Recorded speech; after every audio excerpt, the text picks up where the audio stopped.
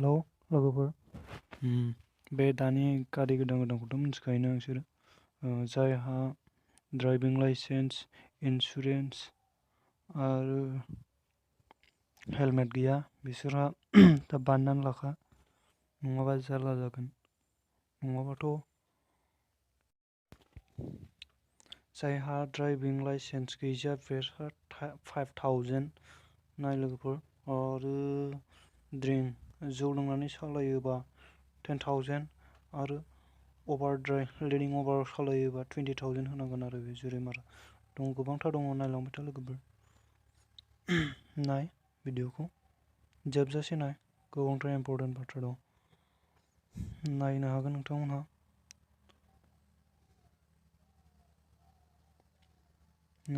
गोबांथार दङ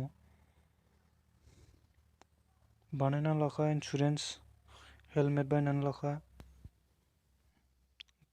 बेनोदि